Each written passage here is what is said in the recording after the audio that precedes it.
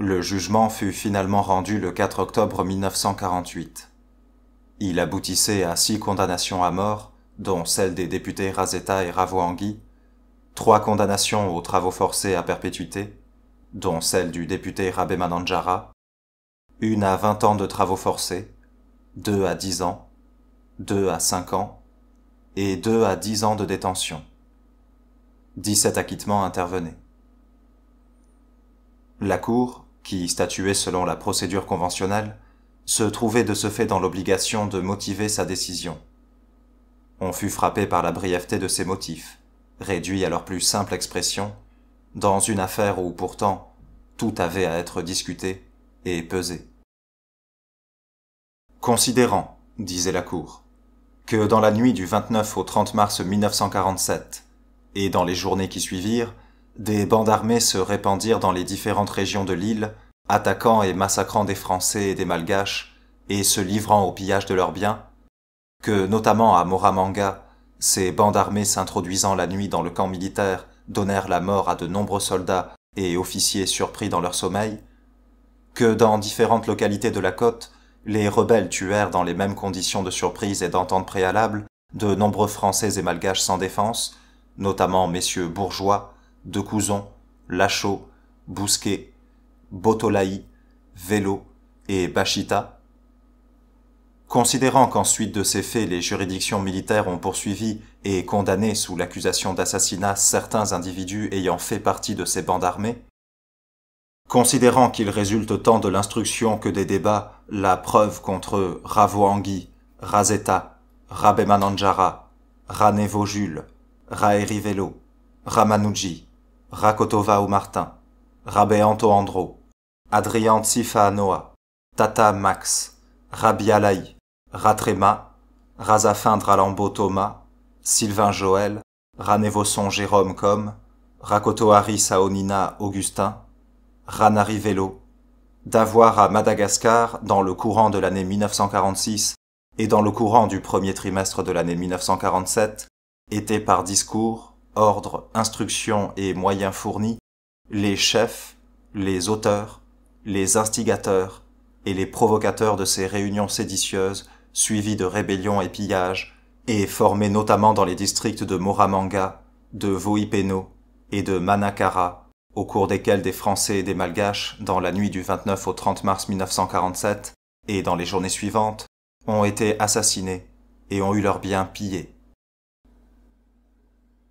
Considérant qu'il résulte tant des pièces du dossier que des débats la preuve contre Ravoangui, Razeta, Rabé Manandjara, Ranevo Jules, Raeri Vélo, Ramamonji, Rakotova Martin, Rabé Antoa Andro, Audrianti Faanoa, Tata Max, Robert, Rabenja, Razafin Dratodra, Rabi Alaï, Razafin Dralambo Thomas, Joël Sylvain, Ranevozon Jérôme Com, Rakoto Saonina Augustin, d'avoir dans le courant du premier trimestre de l'année 1947, en dirigeant, en organisant et en provoquant un mouvement insurrectionnel, commis un attentat ayant pour but d'exciter à la guerre civile, en portant une partie des habitants de Madagascar à s'armer contre les autres et de porter la dévastation, le massacre et le pillage dans le territoire.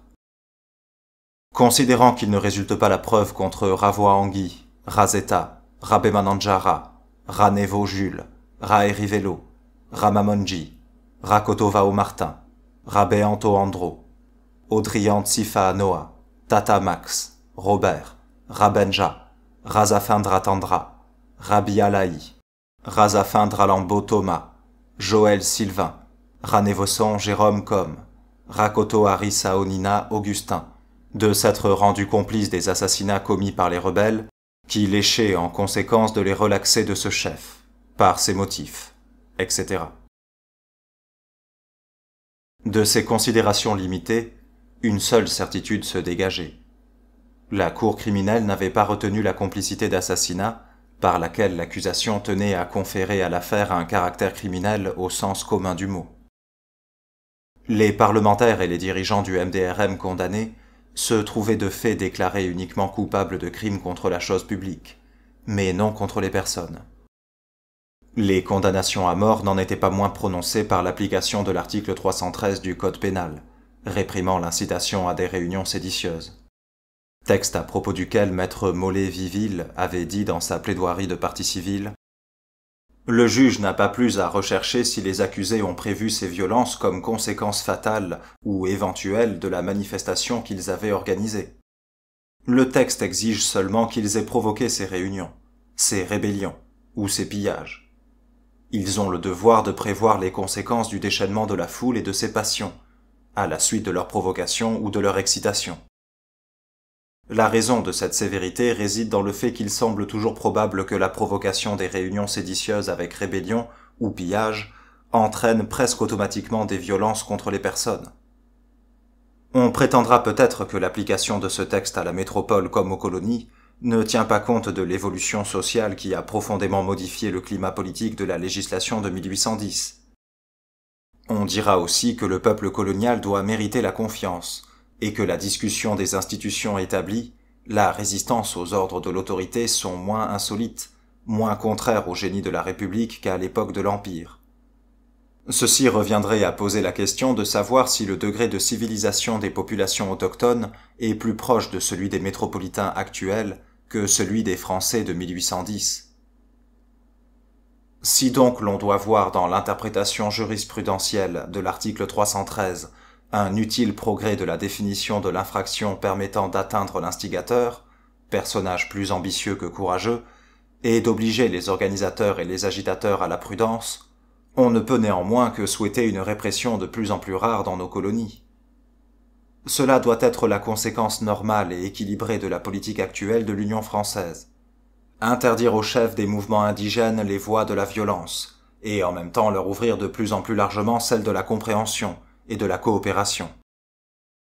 Mais la répression judiciaire doit intervenir quand des crimes contraires à l'humanité et des violences particulièrement graves sont les conséquences d'une politique anti-française d'agitation et d'excitation. L'absence de cette répression encouragerait les auteurs du désordre. Les meurtres, les agressions brutales, les pillages sont très exactement la négation de l'idéal de liberté et d'humanité au nom même duquel ils formulent leurs revendications. Allons plus loin, les crimes constituaient les meilleurs arguments pour leur refuser les droits qu'ils réclament. Ce procès n'est pas, comme certains ont tenté de le prétendre, un procès politique, c'est un procès criminel. Des assassinats, des pillages, des destructions de toute nature ont été l'arme de la rébellion malgache. Des provocateurs, des agitateurs sont pénalement responsables de ces crimes collectifs. La cour criminelle de Tananarive doit appliquer la loi pénale. Ainsi fut fait. Mais il convient d'observer avec maître Stibbe que l'application de cette loi sous la forme de l'article 313 établit en quelque sorte une responsabilité collective des crimes et délits commis en certaines circonstances. C'est ainsi qu'au répertoire pratique d'Alloz, édition 1924, sous la rubrique « Réunion séditieuse », on trouve le commentaire suivant de l'article 313. Ce texte est passé presque inaperçu. Il semble que jusqu'ici il n'en ait jamais été fait d'application.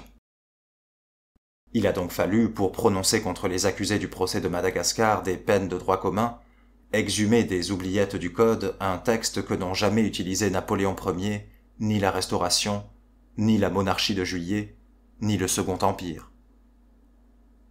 Enfin, il y a lieu d'observer la motivation extrêmement laconique de cet arrêt. La Cour a statué d'une manière tout à fait générale, en ne mentionnant aucun des griefs retenus à l'encontre de chacun des condamnés. Aussi ceux-ci ignorent-ils encore à l'heure actuelle quels faits précis ont servi de base à leur condamnation. Il y a lieu toutefois, observe encore maître Stibbe, de noter que la relaxe d'un certain nombre de conseillers provinciaux qui avaient assisté à la réunion du 27 mars, au cours de laquelle fut élaboré le télégramme d'appel au calme, signifie implicitement que la version du télégramme conventionnel, signal de la révolte, n'a pas été admise par la Cour. L'affaire cependant n'en resta pas là. Elle eut bientôt à Paris même un double écho, à la Cour de cassation et à l'Assemblée nationale. La première se trouvait saisie d'un double pourvoi, l'un concernant la décision de la Cour criminelle, qui avait déclaré valables les poursuites élargies décidées par le parquet de Tananarive contre les députés sans qu'un nouveau débat ait eu lieu devant l'Assemblée. L'autre signé par les condamnés après l'arrêt rendu sur le fond. Au Palais Bourbon, la discussion allait se trouver engagée par le dépôt de 2 demandes d'interpellation. Ces 2 débats publics devaient finir par se rejoindre sur certains points, mais évidemment le style de la Cour de cassation n'est pas celui d'une assemblée parlementaire. Pour être précis, l'Assemblée nationale avait eu à prendre position dès le mois de septembre 1948, c'est-à-dire après la décision des accusés et de leurs défenseurs de ne plus participer au procès. Les échos parvenus de Tananarive sur les procédés de police incriminés pour obtenir des aveux et des charges contre le MDRM, les précisions apportées à leur retour en France par les avocats métropolitains avaient contribué à motiver une demande de discussion d'urgence déposée par M. Vincent Badi, député radical de l'Hérault. La question des tortures fut évoquée sans périphrase. Des explications furent demandées sur l'exécution de Rakotondra Bey à la veille des débats de la Cour criminelle, et à nouveau, la question d'un dessaisissement de la juridiction de Madagascar au profit d'une cour d'assises en France trouva des partisans. Ce fut vain, car M. Paul Coste-Fleuret, ministre de la France d'Outre-mer, invoqua le principe de la séparation des pouvoirs législatifs et judiciaires et demanda le renvoi à la suite des interpellations. Il l'obtint, à une faible majorité, mais il l'obtint.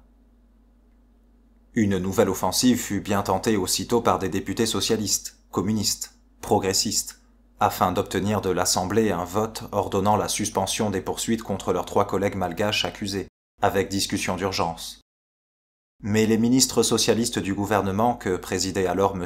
Henri Queuille s'y opposèrent, et la demande d'urgence se trouva repoussée par 309 voix contre 204. Le groupe socialiste s'était abstenu à l'exception des ministres qui avaient voté contre. Il restait le droit. Le 29 et 30 juin 1949, la chambre criminelle de la Cour de cassation appela à son audience ce dossier délicat. Elle avait d'abord à dire si les règles de l'immunité parlementaire avaient été violées. Or, le jour même de l'ouverture de cette audience, Le Monde avait publié une lettre adressée le 19 janvier précédent par M. Édouard Herriot, président de l'Assemblée nationale, à M. Vincent Auriol, président de la République, pour attirer l'attention de celui-ci sur une décision de justice qui, si elle devait revêtir l'autorité de la chose jugée et faire jurisprudence, porterait une atteinte grave aux garanties que la loi constitutionnelle accorde aux membres du Parlement. On tournait toujours autour de la fameuse question. Une poursuite autorisée contre un député par l'Assemblée à laquelle il appartient doit-elle rester limitée à l'inculpation initiale visée par l'autorité judiciaire qui sollicite le droit de l'exercer? À la Cour de cassation, l'avocat général Dupuich répondait par la négative en disant que les poursuites avaient été autorisées par l'Assemblée alors qu'elle avait eu connaissance de tous les faits retenus, et qu'ainsi ayant considéré à la lumière de ces faits la poursuite sérieuse et loyale, cela impliquait de sa part l'éventualité de nouvelles inculpations dont elle acceptait ainsi, par avance, la possibilité contre ceux qu'elle avait livrés en somme au bras séculier. Tout au plus, pouvait-on regretter que la demande initiale n'ait pas comporté une qualification pénale plus complète, qui eût permis à l'Assemblée de mesurer exactement la portée de la décision à prendre. À cela, maître André Mayer, qui soutenait le pourvoi des députés malgaches, avait notamment répondu « Ne jouons pas à cache-cache. Il ne faut pas que la Chambre rejette toute responsabilité sur la Cour de cassation, et il ne faudrait pas que la Cour puisse éluder le problème sous prétexte qu'il aurait déjà été tranché par un vote de l'Assemblée parlementaire. » Il avait ajouté « Ce sont les garanties les plus essentielles du régime représentatif qui ont été bafouées. On se demande pourquoi dans cette affaire tout est si exorbitant, qu'il s'agisse de l'instruction préparatoire, où vous savez ce qui s'est passé, qu'il s'agisse de la façon dont on a joué les règles constitutionnelles. Pourquoi tout a-t-il été faussé? On se le demande. Est-ce à cause de l'importance? Mais alors c'était une raison de plus de respecter scrupuleusement le droit. C'était la seule sauvegarde. Était-ce parce que cela se passait très loin de l'autre côté des mers? Ah, messieurs, l'argument est trop mauvais et je n'aurais même pas besoin d'invoquer l'autorité morale du pasteur Bugner qui, revenant de Madagascar, dans un article publié il y a un an environ, suppliait « Surtout, pas de mesures discriminatoires ». Sur quoi la Cour de cassation mit l'affaire en délibéré, renvoyant sa décision au 7 juillet 1949. Mais tandis qu'elle délibérait, l'Assemblée de son côté allait de nouveau s'agiter. La publication de la lettre de son président avait conduit certains de ses membres MRP, socialistes, UDSR, indépendants d'outre-mer et progressistes, à déposer le 5 juillet un projet de résolution qui devait dorénavant éviter les équivoques. L'Assemblée nationale, disait ce texte, premièrement affirme que les poursuites engagées avec son autorisation contre un parlementaire ne peuvent, sans nouvelle autorisation de sa part, être étendues ni autrement qualifiées par le parquet que dans la requête par elle visée par sa résolution. Deuxièmement, interprétant souverainement ces résolutions des 6 juin et 2 août 1947, confirme n'avoir autorisé les poursuites contre messieurs Razeta, Ravoangui et Rabé Mananjara qu'en visant expressément la seule qualification mentionnée dans la requête du procureur général de Madagascar, à savoir l'attentat contre la sûreté intérieure de l'État, crime prévu et réprimé par les articles 91 et suivants du Code pénal. La commission des immunités parlementaires, saisie le jour même, émit à l'unanimité un vote favorable à cette résolution, rapportée en séance de nuit par M. Henri Tedjean. L'adoption par l'Assemblée d'un tel texte aurait-il pu apparaître comme une volonté d'influencer la Cour de cassation, qui n'avait pas encore rendu son arrêt? C'est ce que pensa M. Pierre-Henri Tedjean, fils de M. Henri Tedjean, et comme lui MRP, qui opposa aussitôt une motion préjudicielle. L'Assemblée respectueuse de la séparation des pouvoirs décide d'ajourner le débat jusqu'au lendemain du prononcé de l'arrêt de la Cour de cassation. La discussion fut ardente. Les partisans de la résolution firent donner leur ténor. M. Pronto, communiste, M. Charles Lucie, socialiste, M. de Moreau-Giaferi, radical. Ils déclarèrent que la séparation des pouvoirs n'avait rien à voir dans l'affaire, que l'Assemblée nationale était souveraine pour interpréter son propre sentiment. M. de Moreau-Giaferi, avocat autant que député, lança. Au moment où l'on veut interpréter notre sentiment, c'est nous qui devons le faire. Je connais assez la Cour de cassation pour être certain qu'elle ne pourra que se réjouir de constater que, respectueux de ses prérogatives, mais non oublieux des nôtres, nous revendiquons le droit exclusif d'interpréter notre opinion. Nous avons voté des poursuites pouvant aboutir à la vie. Elles ont abouti à la mort, et nous ne l'avons pas su.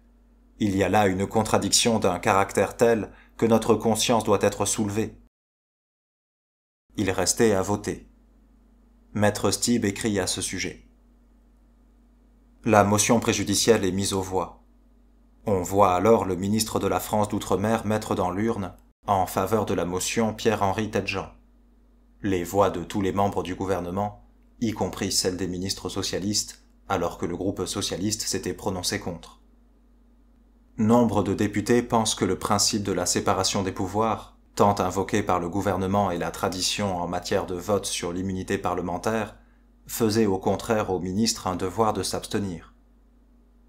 Partageant cet avis, les secrétaires de l'Assemblée chargés du pointage soustraient d'office du calcul les voix des ministres, ce qui inverse le résultat et aboutit au rejet de la motion préjudicielle. Mais le président Herriot se refuse à proclamer un scrutin qu'il estime truqué et convoque le bureau de l'Assemblée pour le lendemain matin afin de statuer sur l'incident. Le bureau décide de tenir compte des voix des ministres. Ainsi, la motion préjudicielle est adoptée à 3 voix de majorité par 302 voix contre 299. Mais 9 députés, absents lors du débat, et dont le vote avait été mis en leur nom par les boîtiers de leur groupe, rectifièrent aussitôt ce vote, ce qui fait qu'arithmétiquement et moralement, la motion préjudicielle fut, même en tenant compte du vote des ministres, repoussée par 304 voix contre 293. À la séance du 6 juillet, l'Assemblée nationale manifesta d'ailleurs clairement son sentiment, refusant par 295 voix contre 275 le procès-verbal de cette séance de la veille, au cours de laquelle cette motion préjudicielle avait été adoptée. Par la suite, d'ailleurs, mise en présence d'une menace de démission du président Herriot, l'Assemblée lui vota une motion de félicitations pour l'attitude énergique qu'il avait montrée au cours de l'incident. Malgré ces incidents et rectifications, le vote de la motion préjudicielle, proclamée en séance, était acquis. Ainsi, le 7 juillet, la Cour de cassation pouvait rendre un arrêt de rejet du moyen invoqué par les parlementaires condamnés, ainsi motivé. Si les autorisations de poursuite sont à caractère limitatif, il est de principe que cette règle doit s'entendre en ce sens que lesdites autorisations ne suspendent l'inviolabilité qu'en raison des faits visés dans la demande et auxquels s'est référée la résolution. Les faits dont l'Assemblée nationale avait été saisie par la requête du procureur général et la communication des procès-verbaux d'enquête comportaient les éléments matériels des deux inculpations relevées postérieurement, dont celle de complicité d'assassinat a d'ailleurs été écartée par la Cour criminelle de Tananarive pour les 3 députés. Postérieurement au 4 juin 1947 et au 1er août 1947, l'Assemblée nationale n'a pas requis la suspension des poursuites exercées contre Razeta, Ravoa Angui et Rabemananjara. Dès lors, la procédure a pu être suivie sur les qualifications susvisées en vertu des autorisations des poursuites données par l'Assemblée nationale les 4 juin et 1er août 1947 en raison des dits faits. Cela revenait à dire aux parlementaires que dès lors qu'une demande de poursuite était formulée avec communication des faits reprochés, il ne suffisait pas de s'arrêter à la première inculpation envisagée par la justice, mais de prévoir toutes celles que pourrait motiver éventuellement l'analyse des faits présentés, pour motiver la légitimité et le caractère royal et sérieux de la poursuite sollicitée. L'Assemblée s'en rendit parfaitement compte, et voulut essayer de préserver l'avenir. Cette fois qu'il ne s'agissait plus du sort de député malgache, mais de celui de n'importe quel député, elle vota dès le 8 juillet une proposition de loi dont les termes étaient commandés par l'expérience. Article 1er. Toute levée d'immunité parlementaire est limitée aux faits visés dans la résolution de l'Assemblée. Article 2e. Les faits ne sauraient sans nouvelle autorisation de l'Assemblée faire l'objet d'une qualification autre que celle visée dans ladite résolution. Il y eut en faveur de ce texte 319 voix contre 235. Mais au Conseil de la République, il essuya un échec auquel l'Assemblée répondit par un nouveau vote affirmatif de 311 voix contre 211. Il ne devait pas pourtant prendre force de loi. Le président de la République avait décidé d'user de son droit de demander aux 2 chambres une nouvelle déclaration. Elle n'intervint qu'après la fin de la législature et aboutit le 31 juillet 1953 à une loi qui finalement ne changeait rien et se limitait à la thèse de la Cour de cassation. Toute levée d'immunité est limitée aux seuls faits visés dans la résolution adoptée par l'Assemblée qui l'autorise. Battus sur le terrain du droit parlementaire, les députés condamnés n'avaient plus qu'à compter sur le droit commun. Dans les débats, les avocats avaient en effet décelé un vice de forme qui, pensaient-ils, pourrait faire casser l'arrêt de la Cour criminelle de Tananarive et entraîner un nouveau procès devant une autre juridiction. Il ressortait en effet de la sténographie des débats et du plumitif d'audience tenu par le greffier que le 14 septembre 1948, un témoin avait été appelé à servir d'interprète à un autre témoin. Or, l'article 322, paragraphe 4 du Code d'instruction criminelle, disait « L'interprète ne pourra, à peine de nullité, même du consentement de l'accusé, ni du procureur général, être pris parmi les témoins. » Cette règle de procédure avait déjà fait l'objet de décisions. Il y avait dans la jurisprudence tout ce qu'il fallait pour leur permettre d'espérer. Assurément, un témoin ne peut servir d'interprète dans une audience à un autre témoin. Encore faut-il prouver que cet interprète était, au moment où il l'interprétait, un témoin. D'abord, comment s'appelait-il? Réponse facile, Rahari Jaohana, Jacques. Fort bien. Il y avait effectivement dans ce procès un témoin cité par l'accusation qui s'appelait bien Rahari Jaohana, Jacques. Nous constatons aussi, d'après le plumitif du greffier, que l'interprète qui a été appelé à interpréter, et a prêté serment pour cela, répond également au nom de Rahari Jaohana et au prénom de Jacques. Mais ce n'est pas là la preuve que ce soit la seule et même personne. Il peut s'agir d'une homonymie. « Rassurez-vous, dit le justiciable, je vous apporte la preuve que c'était bien la seule et même personne. » Et, tout content, il produit la sténographie des débats à la date du 14 septembre 1948. Il la lit. « Monsieur le Président, veuillez appeler le témoin Reni Tailly. » Ce témoin ne comprenant pas le langage de l'Imérina et ne pouvant s'exprimer qu'en autodroit, l'interprète, lui, ne connaissant pas ce dialecte, on essaie de trouver un interprète et Monsieur le Président pose la question suivante à Monsieur le procureur général. « Monsieur le procureur général, voyez-vous un inconvénient à ce que le second témoin Rahari Jawana Jacques, qui est capable d'interpréter l'autodroit, fasse fonction d'interprète ?» Les accusés et les avocats ne nous répondront rien vraisemblablement. Monsieur le Président fait prêter le serment d'usage au témoin qui déclare se nommer Rahari Jawana Jacques, être âgé de 34 ans, domicilié à Fort-Dauphin, et jure de traduire fidèlement les paroles échangées. Puis, quelques instants plus tard, « Monsieur le Président, nous allons maintenant entendre le second témoin, Rahari Jawana. » « Monsieur le procureur général, le témoin va-t-il prêter serment maintenant? Il a assisté au témoignage du précédent témoin. » Monsieur le Président. « Si vous vous y opposez, nous l'entendrons à titre de simple renseignement, mais c'est un témoin cité par vous.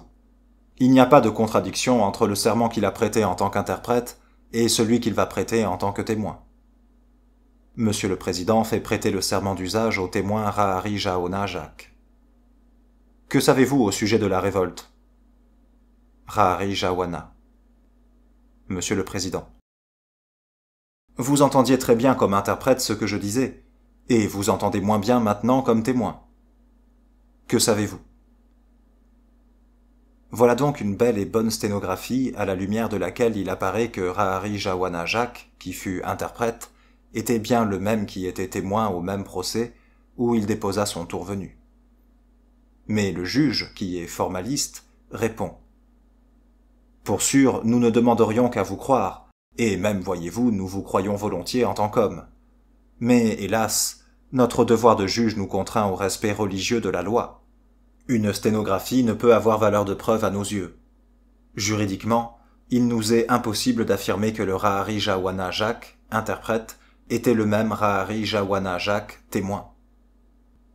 Comme malgré tout le juge sent bien que cela ne peut pas tout à fait suffire, il va s'employer à conforter sa raison d'éconduire le justiciable. Et il lui tient à peu près ce langage. « Soyons quand même bon prince et admettons que votre personnage soit une seule et même personne. Vous me dites, et vous avez ô combien raison, que l'article 332 du Code d'instruction criminelle interdit à un témoin d'être interprète au procès où il vient témoigner. Mais on n'est témoin que lorsqu'on a déposé. Or, vous admettez bien que votre Rahari Jawana Jacques a rempli les fonctions d'interprète avant de déposer lui-même. Cela ressort d'ailleurs de la sténographie dont vous avez fait état. Et de la même façon, il n'y a rien pour établir que Rahari Jawana, une fois qu'il eut déposé, fut à nouveau appelé aux fonctions d'interprète dans les débats en cause. Ainsi, voyez-vous, cet homme, quand il fut interprète, il n'avait pas encore la qualité de témoin. Et l'article 332 du Code d'instruction criminelle n'a pas été violé. C'est ainsi que la chambre criminelle de la Cour de cassation rejeta le pourvoi fondé sur ce moyen. Elle considéra gravement que l'identité entre le témoin et l'interprète n'était pas légalement établie. Elle ajouta qu'à supposer même que cela fût, l'audition comme témoin de l'interprète postérieurement à son intervention ne constituait pas une violation de la loi, et que la preuve légale de ce que Rahari Jawana avait la qualité de témoin au moment de la désignation comme interprète n'étant pas rapportée, la violation du paragraphe 4 de l'article 332 du Code d'instruction criminelle, selon lequel l'interprète ne peut, à peine de nullité, même du consentement de l'accusé ou du procureur général, être pris parmi les témoins, ne devait pas être retenue. Pour être franc, ce ne fut point là une surprise. Le procès des parlementaires malgaches appartenait à cette catégorie d'affaires dont il est acquis qu'on ne les recommence pas.